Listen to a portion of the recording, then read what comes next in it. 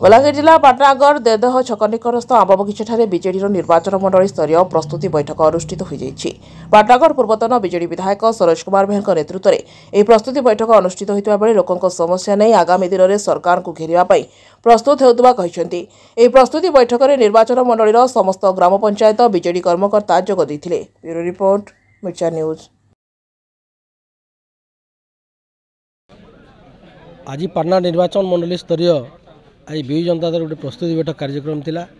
आसंता 5 तारीख दिन आमर प्रभात पुरुष विजु जयंती कार्यक्रम अच्छे। 8 तारीख दिन आमर अंतर्जातीय महिला दिवस अच्छे एवं आमर दलीय कार्यक्रम आरंभ करी आपने देखुवे राज्य सरकार को अपारगता।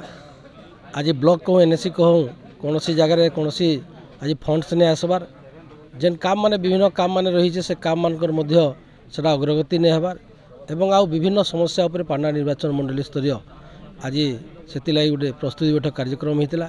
आसंता दिन केन केन कार्यक्रम हाथ के निया पाटना निर्वाचन मंडल केन केन जिनिस उपर आलोचना है से सब के केन कार्यकारी करावा से आज गोटे प्रस्तुति बैठक कार्यक्रम होता। ये पाटना निर्वाचन मंडल प्राय आमर सब पंचायत 3 जन 4 जन एवं एनएससी प्रत्येक वार्ड 2 जन 3 जन आम सक्रिय कार्यकर्ता आसते ये भाग नहीं समस्त मत निगला।